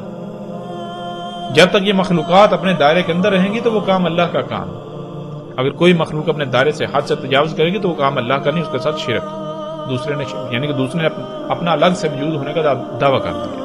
میری بھی کوئی مرضی ہے, میری بھی مانی چاہیے. سبحان اللہ. بالکل ایسے جیسے مثال کے طور پر آپ کا دل جسم آپ کے جسم کے اندر اگر جس مقصد کے لیے اسے خلق کیا گیا اس مقصد کو پورا نہ کرے, وہ کچھ اور کرنا شروع کرے تو کیا ہوگا؟ تھوڑا غور تو کریں. اگر وہ کام کرنا چھوڑ دے تو کیا آپ اس کو جسم میں رہنے دیں گے؟ ظاہری بات آپ کو موت ہو جائے گی آپ کی. اگر بچنا ہے موت سے تو پھر اس کو نکال پھینکیں گے. کیوں؟ اب وہ آپ کے جسم کا حصہ نہیں رہا, الگ کرنا پڑے گا اسے. بالکل اسی طرح. تو غور تو کریں ذرا. لا تبدیل لخلق اللہ, اللہ کی خلق کے لیے تبدیلی ہے ہی نہیں. یہ تھا دین. اللہ سبحانہ وتعالی دین کیا تھا؟ فطرت پر قائم ہونا, فطرت میں چھیڑ چھاڑ نہیں کرنی, پنگے نہیں لینے تھے. دنیا میں بھیجے گا تھا, کرنا کیا تھا؟ موجیں کرنی تھی, کھانا پینا عیاشی کرنی, تو کرنا کیا تھا؟ لیکن یہاں آپ غور کریں دین کیا ہے. آگے اللہ سبحانہ وتعالی کیا کہتے ہیں؟ وَلَٰكِنَّ أَكْثَرَ النَّاسِ لَا يَعْلَمُونَ. اور لیکن انسانوں کی اکثریت ہے کہ انہیں اس کا علم ہی نہیں ہے. کیوں نہیں علم؟ اللہ تعالیٰ لا یعلمون. یعلم ایک ہوتا ہے عالم, ایک ہوتا ہے تعلم, ایک ہوتا ہے یعلم. عالم کہتے ہیں ایسے علم کو جو ذات میں ہو, ذاتی علم. اور یعلم کہتے ہیں ایسا علم جو خود سے غور و فکر کر کے تغذو کر کے حاصل کیا گیا اپنی کوشش سے. اور تعلم جو کسی دوسرے تیسرے سے حاصل کیا گیا جس کے پیچھے کوئی اور عوامل موجود. اور یہ کہ اللہ سبحانہ وتعالی کہتے ہیں وَلَٰكِنَّ أَكْثَرَ النَّاسِ لَا يَعْلَمُونَ. اور لیکن انسانوں کی اکثریت ایسی ہے کہ انہیں علم ہی نہیں. کیوں؟ اس لیے کہ وہ غور و فکر ہی نہیں کرتے. اللہ. تو بہرحال یہ تھی فطرت, اور فطرت پر قائم ہونا ہی دین. اور اب آپ غور و فکر کریں کہ اور اپنے گریبان میں جھانکیں کہ آپ کیا کر رہے ہیں, کیا فطرت پر قائم ہیں. پھر یہ دین, اس کو اسلام کیوں کہا گیا؟ اس دین کو اسلام کیوں کہا گیا؟ اسلام کہتے ہیں اسلام سلم سے, سلم تو کہتے ہیں سلامت ہونا, یعنی کسی قسم کا کوئی نقصان نہ ہونا, خرابی کا سامنا نہ کرنا پڑا. دین اسلام مطلب یہ کہ جس سے تمام کی تمام, جس پر قائم ہونے سے تمام کی تمام مخلوقات پرفیکٹ رہیں گی, ان کو کسی قسم کی کسی خرابی, کمی, کجی, کوتاہی کا, نقص کا سامنا نہیں کرنا پڑے گا. یہ ہے اسلام. اب غور کریں, اگر آپ فطرت پر قائم ہوتے ہیں, فطرت میں کوئی تبدیلی نہیں کی جاتی, رد و بدل نہیں کیا جاتا, تو آٹومیٹکلی تمام کی تمام مخلوقات سلامت رہیں گی. لیکن اگر فطرت پر قائم ہونے کے بجائے کسی اور شے کو دین بنا لیا جاتا ہے, کسی اور شے کو اپنا ٹارگٹ بنا لیا جاتا ہے, تو پھر کیا ہوگا؟ نتیجہ آپ کے سامنے. آج پوری دنیا کے حالات آپ دیکھ سکتے ہیں. سمندری مخلوقات کے ساتھ کیا ہو رہا ہے, فضاؤں کے ساتھ کیا ہو رہا ہے, پرندوں کے ساتھ کیا ہو رہا ہے, چرند پرند, یہ تمام مخلوقات کے ساتھ کیا ہو رہا ہے, زلزلے, طوفان, تباہیاں, کیا کچھ ہو رہا ہے آپ کی آنکھوں کے سامنے ہے. تو جسے آج آپ اسلام کا نام دے رہے ہیں, اگر وہ واقعی اسلام ہوتا تو تمام مخلوقات سلامت ہوتے ہیں, انسان بھی سلامت رہتے. لیکن نہ تو انسان سلامت ہے, طرح طرح کی بیماریوں میں, سیدھی تباہیوں میں دھنسے ہوئے ہیں. بھائی اسلام کے لیے شرط یہ ہے کہ پہلی بات کیا ہے؟ دین القیم ہے وہ, دین القیم. دوسری بات کہ جس پر قائم ہونے سے سب سلامت رہے, کچھ بھی نقصان نہ ہو, کوئی کسی قسم کا کہیں کسی کو نقصانی کا, پریشانی کا, تکلیف کا سامنا نہ کرنا پڑے, بالکل ہر چیز پرفیکٹ, بے فکر, سلامت. تو آج غور کریں اپنے گریبان میں جا کے, جسے آپ اسلام کا نام دے رہے ہیں, یا جو لوگ آپ کو اسلام کے نام پر گمراہ کر رہے ہیں, دیکھیں اگر تو اس پر قائم ہونے سے, اس پر ڈٹنے سے, اور اس پر قائم اس پر کیا ہونا, پھر بھی بہرحال اس پر قائم ہونے سے, اس پر ڈٹنے سے, اس کو اپنانے سے کیا تمام مخلوقات یا آپ خود سلامت ہوتے ہیں؟ بیماریوں سے, مصیبتوں سے, تکلیفوں سے, تباہیوں سے, زلزلوں سے, طوفانوں سے, ان ساری جو جن یعنی کہ رزق کی قلت سے, لڑائی جھگڑوں سے, قتل و غارت سے, ان تمام مصیبتوں تکلیفوں سے کیا محفوظ ہوتے ہیں؟ اگر تو محفوظ ہوتے ہیں، محفوظ ہیں تو الحمدللہ، اور اگر آپ محفوظ نہیں ہیں تو پھر وہ اسلام کیسے ہو سکتا ہے؟ وہ اسلام نہیں ہو سکتا، کبھی بھی نہیں ہو سکتا۔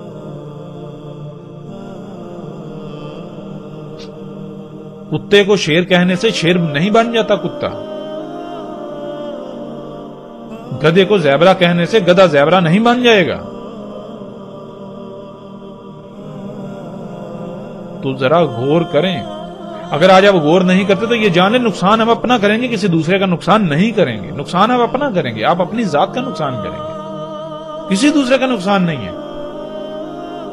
آج اگر آپ آنکھیں بند کر کے ان فرقوں کے پیچھے چلنا چاہتے ہیں، ان مولوی کے پیچھے چلنا چاہتے ہیں، ان لوگوں کے پیچھے چلنا چاہتے ہیں تو چلتے رہیں، کسی کو فرق نہیں پڑے گا، نقصان آپ نے اپنا کرنا ہے۔ ابھی تو آپ کو احساس نہیں ہوگا، لیکن ان قریب وہ وقت آئے گا جب آپ کے پاس سوائے پچھتاوے کے کچھ نہیں رہے گا، کچھ بھی نہیں رہے گا۔ اگر آپ بھی اندھوں کی طرح آنکھیں بند کر کے اسی طرح اکثریت کے پیچھے بھاگنا چاہتے تو بھاگتے رہیں۔ اللہ سبحانہ وتعالیٰ نے قرآن میں بالکل کلیئرلی یہ فیصلہ سنا دیا کہ اکثریت کا معاملہ کیا ہے۔ اکثریت کو تو علم ہی نہیں، دین ہے کیا؟ اکثریت کو علم ہی نہیں کہ دین ہے کیا۔ اب فیصلہ آپ کے اپنے ہاتھ میں ہے۔ اب غور کریں، جسے آپ دین اسلام کا نام دے رہے ہیں، اسلام کسی دائرے کا نام نہیں ہے، اسلام کسی دائرے کا نام نہیں ہے۔ دین کیا ہے آپ کو سمجھ آ جائے گی جب آپ غور کریں گے۔ آپ کے اوپر ہر لحاظ سے ہم نے بالکل واضح کر دیا۔ اسلام نہ ہی کسی دائرے کا نام ہے اور نہ ہی کسی دائرے کو اسلام کا نام دے لینے سے وہ اسلام بن جائے گا۔ فطرت پر قائم ہونے کو اسلام کہا گیا تو اسلام کا مطلب یعنی کہ وہ اسلام کسی کا جیسے وہ نام ہوتا ہے وہ نہیں ہے۔ اسلام کا مطلب ہے سلامت رہنا، جس سے سب کچھ سلامت رہے۔ دین القیم، جس پر قائم ہونے سے سب کچھ سلامت رہے، تو وہ تو واحد فطرت ہے۔ فطرت اور آج تو سائنس بھی خود چیخ کر کہہ رہی ہے، اس کے باوجود یعنی کہ خود دیکھنے کے باوجود اندھے ہیں۔ مثال کے طور پر نظریہ ارتقاء کو لے لیں تو اس کے بنیادی 4 اصول ہیں، ان میں سے جو تیسرا اصول ہے وہ یہ ہے، وہ کیا ہے؟ وہ یہ ہے کہ اگر کوئی مخلوق فطرت کے قوانین سے یا فطرت سے مطابقت نہیں رکھتی، فطرت کے خلاف چلتی ہے، تو پھر یہ بات طے شدہ ہے کہ فطرت اس کا وجود ختم کر دیتی ہے، وہ مخلوق کالعدم ہو جاتی ہے۔ فطرت اس کو برداشت نہیں کرتی، فطرت کسی اس مخلوق کو برداشت نہیں کرتی جو اس کے قوانین کی خلاف ورزی کرتی ہے۔ تو انسان غور کرے آج کیا یہ جو کچھ کر رہا ہے، جو مشینیں یہ ساری ایجادات کر رہا ہے، کہ آج فطرت کے قوانین پر عمل کیا جا رہا ہے، فطرت کی اطاعت کی جا رہی ہے، فطرت سے مطابقت ہے، یا پھر فطرت کے ساتھ پنگے، اس کے ساتھ دشمنی، اس کے ساتھ چھیڑ چھاڑ کی جا رہی ہے؟ غور تو کریں۔ اگر تو یہ گاڑیاں، یہ سواری کے ذرائع، یہ مشینیں، یہ ساری ایجادات یہ فطرت ہیں، تو یہ تو جب انسان کو وجود میں لایا گیا اس وقت بھی ہونی چاہیے تھی یہ سب کچھ۔ بھائی جو آج جو کچھ موجود ہے کل پہلے نہیں تھا، ماضی میں نہیں تھا، تو یہ فطرت کیسے ہو گیا؟ یہ کیسے فطرت ہو گیا؟ اور اب آپ غور کریں، آپ جب کھاتے ہیں تو آپ کس پر قائم ہیں؟ کھانے کے لیے کس پر توکل کرتے ہیں؟ پیتے ہیں کس پر توکل کرتے ہیں؟ کیا اختیار کرتے ہیں؟ کس پر انحصار کرتے ہیں؟ سواری کی حاجت پیش آتی ہے تو کس پر انحصار کرتے ہیں؟ کپڑا جو پہننا ہوتا ہے کس پر انحصار کرتے ہیں؟ جوتے پہنے ہوتے ہیں کس پر انحصار کرتے ہیں؟ کوئی بھی کام کرنا ہے کس پر انحصار کرتے ہیں؟ کھیتی باڑی کرتے ہیں کس پر انحصار کرتے ہیں؟ فصلیں اگاتے ہیں، نباتات اگاتے ہیں کس پر انحصار کرتے ہیں؟ گھر بناتے ہیں، تعمیر کرتے ہیں، گھر کس پر انحصار کرتے ہیں؟ تھوڑا غور تو کریں انہی مشینوں پر، انہی ایجادات پر۔ تو یہ فطرت ہے۔ اگر یہ فطرت ہے تو پھر آپ کو ثابت کرنا پڑے گا کہ یہ اس وقت بھی موجود تھی، یہ چیزیں جب انسانوں کو وجود میں لایا گیا، ثابت کرنا پڑے گا جب انسانوں کو دنیا میں لایا گیا، ان کو وجود میں لایا گیا۔ تو وہ تو بہت دور کی بات ہے، ابھی 500 سال پیچھے چلے جائیں ان ساری چیزوں کا وجود ہی نہیں تھا۔ وہ تو بات کی بات ہے۔ مثال کے طور پر ابھی آپ نے کیا، آپ نے دیکھیں آپ کے سامنے کون سا کمپیوٹر پڑا ہوا ہے، آپ اپنی آنکھیں کھولیں، 50 سال پہلے اس کمپیوٹر کا وجود نہیں تھا، اس کمپیوٹر کا۔ یا 100 سال پیچھے چلے جائے، اس کا تصور بھی نہیں تھا، 200 سال پہلے تصور بھی نہیں تھا۔ تو یہ فطرت کیسے ہو گئی؟ جس گاڑی پر آپ سفر کریں گے کب وجود میں آئی؟ کیا آج سے 200-400 سال 500 سال پہلے اس کا تصور تھا؟ تصور ہی نہیں تھا۔ یہ فطرت کیسے ہو گئی؟ آپ کے ہاتھ میں موبائل فون ہے، یہ ماڈل کب آیا؟ ابھی 2-4-6 مہینے پہلے آیا۔ تو 2-4-6 مہینے پہلے تو اس کا وجود ہی نہیں تھا، وہ تو دوسرے ماڈل کا وجود تھا۔ اگر فطرت تھی تو فطرت بدل کیسے گئی؟ کیوں اللہ تعالیٰ کیا کہتا ہے لا تبدیل لخلق اللہ، اللہ کی خلق کے لیے تبدیلی تو ہے ہی نہیں، اللہ کی خلق تو تبدیل ہو ہی نہیں سکتی، تبدیل کی نہیں جا سکتی، اور اگر یہ اللہ کی خلق ہے، فطرت ہے، تو یہ بدل کیسے گئی؟ پہلے اور ماڈل تھا، اب دوبارہ نیا ماڈل آ گیا. کیا آپ اونٹوں کا ماڈل دکھا سکتے ہیں؟ بھائی پہلے اونٹ کا ماڈل اور تھا، اب اس میں یعنی کہ وہ بعد میں جو اونٹ آیا اس میں مزید جو ہے وہ اللہ نے تبدیلیاں کی، پھر بعد میں جو اونٹ آیا مزید تبدیلیاں کی. گھوڑے دیکھ لیں، گدھے دیکھ لیں، کتنے ماڈلز آپ کو تبدیل ہوتے ملتا ہے، یعنی ہر سال ماڈل تبدیل ہو رہا ہے، ہر سال ہر 6 مہینے بعد ماڈل تبدیل ہو رہا ہے. فطرت میں تبدیلی ہے ہی نہیں، وہی گدھے جو 1000 سال پہلے تھے آج بھی وہی ہیں، کوئی تبدیلی نہیں ہے. لیکن آپ غور کریں، آپ کا جو گاڑی بھی چند سال پہلے تھی آج گاڑی نہیں ہے، آج بالکل اس کے برعکس ہے، تبدیلی. عجیب فطرت ہے، ثابت تو کریں گے فطرت. اب آپ غور کریں، آپ فطرت پر قائم ہیں یا آپ اس دجل پر قائم ہیں؟ آپ فطرت کی ضد پر قائم ہیں؟ غور تو کریں. کھاتے ہیں تو کس پر انحصار، پیتے ہیں تو کس پر انحصار، آپ کا رزق کیا ہے؟ غور تو کریں. تو کس پر قائم ہے؟ فطرت پر قائم ہے. کیا جو فطرت آپ کو کھانے پینے کے لیے فراہم کر رہی ہے آپ اس پر انحصار کر رہے ہیں؟ کیا پھل سبزیاں ایسی کھا رہے ہیں جو بالکل فطرت کے اوپر یعنی بالکل ایسی اگتی ہیں، اگ رہی ہیں، اگائی جا رہی ہیں جیسے آج سے یعنی کہ وہ جب انسانوں کو وجود دیا گیا تب اگتی تھیں، تب وجود میں آتی تھی، ویسے اگ رہی ہیں؟ یا پھر آپ کھادے ڈال رہے ہیں تو فطرت میں تبدیلی کر دی آپ نے. جب فطرت میں تبدیلی کریں گے تو پھر تباہیاں نہیں آئیں، خرابیاں نہ آئیں، بیماریاں لاحق نہ ہوں. یہ کیسے ہو سکتا ہے؟ آج جو آپ نے گھر بنائے آپ غور تو کریں، یہ کیسے گھر ہیں؟ یہ فطرت ہے. اللہ سبحانہ وتعالیٰ قرآن میں کیا کہتے ہیں؟ اللہ سبحانہ وتعالیٰ قرآن میں بالکل واضح کیٹیگوریکل 2 ٹوک یہ کہتے ہیں کہ اللہ سبحانہ وتعالیٰ نے یہ جو رواسیاں بنائی زمین میں، رواسی چوٹیاں، یعنی جہاں سے تم دیکھتے ہو زمین اوپر کو اٹھی ہوئی ہے، چوٹیاں تمہیں نظر آتی ہیں، اونچی جگہیں، یہ اللہ تعالیٰ نے کیوں خلق کی، کیوں رکھی؟ اس لیے زمین کا توازن قائم کرنے کے لیے، تاکہ تمہیں لے کے ہل نہ جائے. کیوں؟ اللہ سبحانہ وتعالیٰ نے یہ زمین پر یہ جو سمندر ہے، پانی ہے، یہ زمین پر گڑھے بنائے تھے، گڑھوں میں پانی سٹور کیا تھا، جیسے خام مال سٹور کیا جاتا، رکھا جاتا ہے. اس پانی سے زمین کا نظام چلانا تھا، مخلوقات حیات کا نظام چلانا تھا. اس پانی پر جو ہے وہ اللہ کا عرش قائم ہے، یعنی کہ جو نظام چل رہا ہے اس کی بنیاد پانی ہے، اس پانی پر یہ سارا نظام کھڑا ہے، پانی پر سارا نظام چل رہا ہے. تو پانی رکھنا تھا، تو پانی اگر مثال کے طور اگر آپ بڑا سا برتن لیں، کوئی ٹب لیں، اس کو پانی سے بھریں اور اس ٹب کو اٹھائیں اور جب تھوڑا سا پانی کو ہلائیں، جیسے پانی ہلے گا تو آپ بھی ساتھ ڈوب جائیں گے اگر آپ کی بنیاد مضبوط نہیں ہوگی. لیکن اگر آپ کی بنیاد مضبوط ہوگی تو وہ ٹب پانی بے شک ہلے، نہ ٹب ہلے گا نہ آپ ہلیں گے. بالکل اس طرح اللہ تعالیٰ نے یہ چوٹیاں اس لیے رکھی تاکہ جب یہ سمندر کا پانی ہلے تو زمین ہلے نہ، زلزلے نہ آئے، سب کچھ درہم برہم نہ ہو. اس لیے اللہ تعالیٰ نے یہ چوٹیاں، یہ زمین پر یہ اونچی جگہ جو آپ کو نظر آتی ہیں، پہاڑ، یہ جو پہاڑ وغیرہ ہیں یہ سارے. اب غور کریں ذرا، جب اللہ نے زمین کا توازن قائم کیا ان چوٹیوں کو رکھ کے، تو آپ آج کیا کر رہے ہیں؟ آپ نہ صرف آج پہاڑوں کو پھاڑ رہے ہیں، کاٹ رہے ہیں، ان سے ماربل نکال رہے ہیں، ان کی مائننگ کر رہے ہیں، پہاڑوں کو ہٹا رہے ہیں، ان میں سرنگیں نکال رہے ہیں، بلکہ ان پہاڑوں سے جو آپ سیمنٹ تیار کرتے ہیں، پہاڑوں سے پتھر تراش کر سیمنٹ، ان سے بجری، ان سے لوہا، پھر سریا اس لوہے سے، پھر ان سے یعنی کہ وہ جپسم وغیرہ ہو، اور اسی طرح آپ پھر کیا کرتے ہیں؟ ان سے ماربل.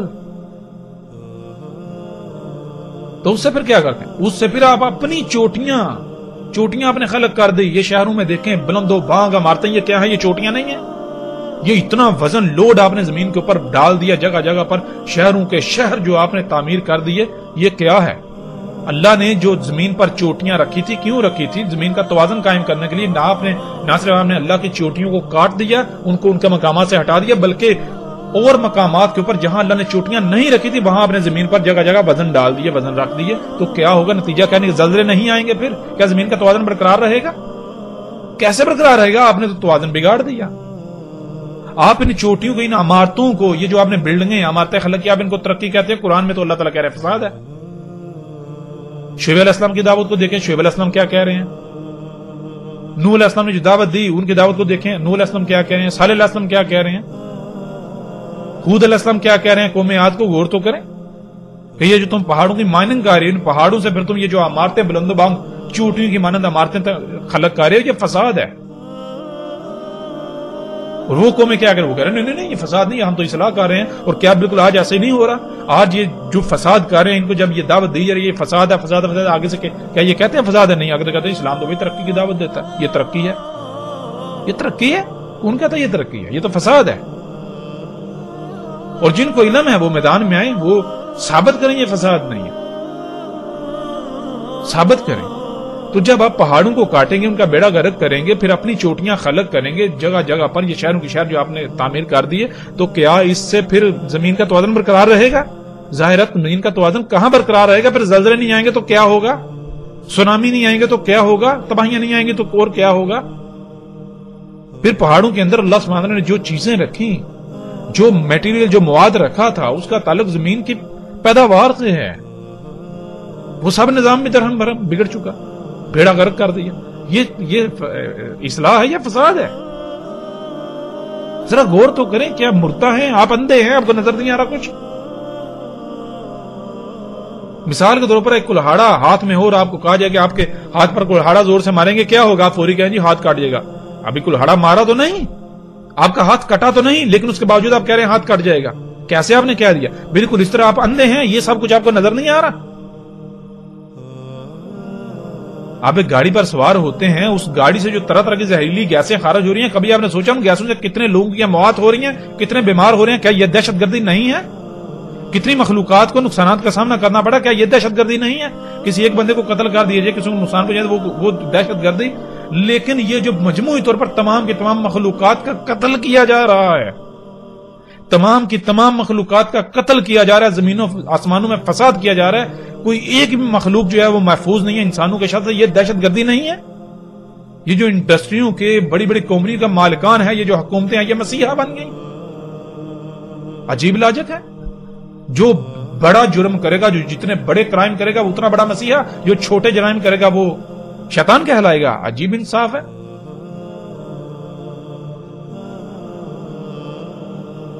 اب فیصلہ آپ کے اپنے اختیار میں ہے. اور یہ جان لیں، یہ آج اگر سب کچھ واضح کیا جا رہا ہے تو ایسے واضح نہیں کیا جا رہا. اللہ سبحانہ وتعالی کے قانون میں کچھ بھی فضول میں نہیں، بے مقصد نہیں ہوتا، بغیر وقت کے نہیں ہوتا. یہ اللہ کا قانون ہے، اللہ نے سب کچھ قدر کے ساتھ خلق کیا. اللہ کے قانون میں سب کچھ اپنے وقت پر ہوتا ہے. اور اگر پہلے یہ ساری چیزیں اس طرح کھل کر سامنے نہیں اور آج آ رہی ہیں تو یہ جان لیجئے یہ فضول میں سامنے نہیں آ رہی. یہ فضول میں سامنے نہیں آ رہی. یہ آپ کو آخری انتباہ ہے. اگر آج آپ اپنی آنکھیں نہیں کھولتے تو یہ جان لیجئے عین قریب آپ اپنی آنکھوں سے دیکھیں گے، وہ دیکھیں گے کہ آپ کی آنکھیں پھٹی کی پھٹی رہ جائیں گی. پھر آپ کو سمجھ آئے گی. اس وقت آپ چیخیں گے، چلائیں گے، لیکن اس وقت کچھ فائدہ نہیں دے گا. آپ کو ماننا پڑے گا. کوئی ایک بھی انسان ایسا نہیں ہے کہ جو ان باتوں کو ماننے بغیر اس کی موت ہو جائے. لیکن فرق صرف یہ ہے کہ اس وقت اکثریت اس وقت ماننے کی جب ماننا کوئی فائدہ نہیں دے گا، بالکل سر جیسے فرعون ماننا تھا. اور یہ وقت دور نہیں ہے، وقت دور نہیں ہے، بالکل آپ کے سر کے اوپر آ چکا ہے. 1.5 سے 2 سال کا عرصہ رہ چکا ہے. آپ اپنی آنکھوں سے دیکھیں گے، وہ دیکھیں گے کہ آپ کی آنکھیں پھٹی کی پھٹی رہ جائیں گی. جیسے جیسے ہم آگے بڑھیں گے آئندہ نشستوں میں الحمدللہ بہت کچھ سامنے آئے گا. مثال کے طور پر یہ جو کچھ بھی انسانوں نے خلق کیا ہے، یہ جو عمارتیں ہیں، یہ جو مشینیں ہیں، گاڑیاں، ٹیکنالوجی، یہ سارے کا سارا 7 راتوں اور 8 دنوں میں یہ صفحہ ہستی سے مٹ جانا ہے. بہت جلد 1.5 سے 2 سال کا عرصہ رہے گا، زیادہ عرصہ نہیں ہے. سر کے اوپر آ چکا ہے. یہ تباہی سر کے اوپر آ چکا ہے. یہ دنیا کے سارے جدید ترین شہر صفحہ ہستی سے مٹ جانے ہیں، مٹ جانے. بالکل اس طرح جیسے قوم عاد اور قوم سمود کا نام و نشان مٹایا گیا. اور پھر یہ بات دنیا میں تو ختم نہیں ہونے والی. ایسا نہیں کہ مٹ گئے تو ختم ہوگی، بات نہیں. یہ فطرت دوبارہ وجود آپ کو دے گی. بہرحال جیسے سے آگے بڑھیں گے تو ہر لحاظ سے کھل کر بات ہوگی. سارا حساب تب لیا جائے گا، پوچھا جائے گا. اور ہم الحمدللہ سائنٹیفکلی اس کو پروو کریں گے. دنیا کا کوئی بڑے سے بڑا سائنسدان اس چیز کا انکار نہیں کر سکتا کہ انسان کو دوبارہ کھڑا نہیں کیا جائے گا. یہ الحمدللہ کے فضل سے ہم اس کو پروو کریں گے. دنیا کا کوئی سائنسدان، ہم چیلنج کرتے ہیں، دنیا کا کوئی سائنسدان اس بات کو غلط ثابت نہیں کرے، مجبور ہو جائے گا اسے ماننے پر. ہاں واقعی انسانوں کو دنیا میں لایا گیا، اگر یہ فطرت سے مطابقت نہیں رکھتے، جو کہ نہیں رکھتے، ان کو ان قریب کالعدم کیا جائے گا، ان کا وجود ختم کیا جائے گا، نام و نشان مٹایا جائے گا. تو نام و نشان پرماننٹلی نہیں مٹایا جائے گا، دوبارہ واپس لایا جائے گا. دوبارہ جب واپس لایا جائے گا تو بالکل بے اختیار لایا جائے گا. تب ان سے سارا ایک ایک رائی کا حساب لیا جائے گا. جو آج انہوں نے کرتوت کیے ان کو سامنا کرنا پڑے گا، ان کا چکھنا پڑے گا مزہ. جو جتنا جس نے کیا اس کی وجہ سے جتنا فساد ہوا زمین میں، زمین کی جو حالت ہوگی ان کو اس کو بھگتنا پڑے گا. یہی زمین وہ جہنم ہے. کیسے جہنم بنے گی؟ انسانوں کے اپنے کرتوت کی وجہ سے. بہرحال جیسے جیسے ہم آگے بڑھیں گے ایک ایک چیز ایک ایک بات کھل کر بالکل واضح ہو جائے گی. بہرحال اس نشست کو یہیں پر ختم کرتے ہیں. الحمدللہ امید ہے کافی چیزوں کی سمجھ آ چکی ہوگی. آئندہ جو نشستیں ہیں ان میں مزید مختلف پہلوں سے اور باقی یعنی ہر چیز کو ہم اس کے اوپر تفصیل سے بات کریں گے. لیکن آخر میں آپ سے یہ گزارش ہے کہ اس پیغام کو زیادہ سے زیادہ آگے لوگوں تک پہنچائیں. اگر آپ تک یہ پیغام پہنچ جاتا ہے تو آپ کے اوپر فرض ہے کہ آپ آگے پہنچائیں. اگر آپ آگے نہیں پہنچاتے تو آپ مجرم ہوں گے. ابھی تو آپ کو احساس نہیں ہوگا, احساس آپ کو آخرت میں ہوگا, لیکن تب سوائے پچھتاوے کہ آپ کے پاس کچھ نہیں ہوگا. جہاں آپ بہت کچھ کرتے ہیں, بہت کچھ اتنے فضولیات اپنا وقت تباہ و برباد کرتے ہیں, تو وہاں اگر آپ چند منٹ چند سیکنڈ اس پر لگا دیں گے کہ آگے دوسروں تک یہ پیغام پہنچا دیں گے تو اس سے آپ کا بگڑے کا کیا الٹا فائدہ ہی ہوگا. اگر آپ کے ایک کلک کی وجہ سے, آگے شیئر کرنے کی وجہ سے کوئی ایک شخص بھی ہدایت پا جاتا ہے تو یوں سمجھیں آپ کے لیے وہ صدقہ نہ صرف صدقہ جاریہ بن گیا بلکہ آخرت میں آپ کو اندازہ ہی نہیں ہوگا کہ یعنی کہ آپ کے سامنے آپ کو پتہ ہی نہیں ہوگا کہ آپ کے کھاتے میں کیا ہوگا, یعنی کہ کتنا اجر ہوگا, کتنا آپ کو بدلہ میں. اس وقت آپ کو یعنی کہ آپ پچھتائیں گے کاش میں مزید کرتا, میں اسی پر وقت گزارتا. ٹھیک ہے, تو یہ اب آپ کو یہ دعوت دی جاتی ہے, آپ کو یہ پیغام دیا جاتا ہے کہ اس دعوت کو آگے زیادہ سے زیادہ لوگوں تک پہنچائیں. وقت انتہائی کام ہے. جہاں تک ہمارا تعلق ہے ہم آپ سے نہ تو کچھ ڈیمانڈ کر رہے ہیں, ہمیں نہ کوئی لالچ ہے, ہمیں نہ آپ کے چندے چاہیے, ہمیں کچھ بھی نہیں چاہیے, ہمیں آپ سے کچھ بھی لالچ نہیں ہے, ہم آپ سے کچھ بھی نہیں مانگ رہے. ہمارا مقصد کیا ہے؟ ہمارا مقصد تو محض اتنا ہے کہ اس پیغام کو پہنچا دیں بس. اب اگر کوئی مانتا ہے اس کی مرضی, نہیں مانتا اس کی مرضی. منوانا یہ اللہ کا کام ہے, ہم وکیل بنا کر نہیں بھیجیں گے. اللہ کا کام ہے منوانا, اور وہ جب اللہ منوائے گا تو اس وقت کسی کی جرت نہیں انکار کرے, لیکن تب ماننا کوئی نفع نہ دے گا. فرعون نہیں نہ مانتا تھا, لیکن جب اللہ نے منوایا تو مانا یا نہیں مانا؟ مانا نہ. تو کیا آپ فرعون سے بڑے ہو چکے؟ کیا آپ فرعون سے زیادہ طاقتور ہیں؟ فرعون تو ٹیکنالوجی میں بہت بڑھ کر تھا. یہ تو موجودہ انسان بھی اس کا یعنی کہ جو موجودہ ٹیکنالوجی ہے یہ تصور بھی نہیں کر سکتے, یہ تو اس کا 10% بھی نہیں ہے. تو جب فرعون کو ماننا پڑا, فرعون مانا, تو آپ کس کھیت کی مولی ہیں؟ آپ کو بھی ماننا پڑے گا. اور یہ صرف یہ دعوت جسے عام لوگوں کے لیے نہیں ہے, ہر ایک کے لیے ہے جو حکومتی عہدوں پر فائز ہیں, جو ریاستوں کا نظام چلا رہے ہیں, جو دنیا کا نظام چلا رہے ہیں, جو یعنی کہ ہر ایک کے لیے دعوت ہے. جو جتنے بڑے عہدے پر جو اونچا بیٹھا ہوا ہے وہ اتنا بڑا مجرم ہے. اگر وہ اپنی ذمہ داری کو نہیں پہچانتا, اسے پورا نہیں کرتا. تو بہرحال پھر آپ سے یہی گزارش کی جاتی ہے کہ اس پیغام کو زیادہ سے زیادہ آگے پہنچائیں, اسے شیئر کریں. ہمارا کوئی کسی قسم کا کوئی کاپی رائٹ نہیں ہے, آپ اس کو اپنے اکاؤنٹس پر اپلوڈ کر سکتے ہیں, آپ جیسے جی چاہے اسے پھیلا سکتے ہیں, لیکن ہم یہ قطعاً اجازت نہیں دیں گے کہ آپ یعنی کہ اس مواد کو کہ آپ اس دعوت کو سیاق و سباق سے ہٹا کر اپنے مفادات کو حاصل کرنے کے لیے استعمال کریں. ہم اس کی قطعاً اجازت نہیں دیتے. اگر کوئی ایسا کرتا ہے تو وہ اس کا ذمہ دار ہوگا اور اسے آخرت میں اور عنقریب دنیا میں بھی بھگتنا پڑے گا. بہرحال جیسے جیسے ہم آگے بڑھیں گے تو آئندہ جو نشستیں ہیں ان میں الحمدللہ مزید مختلف پہلوں سے کھل کر بات ہوگی. تو اس نشست کو آپ ختم کرتے ہیں یہیں پر. اپنا خیال رکھیے گا. السلام علیکم ورحمۃ اللہ وبرکاتہ.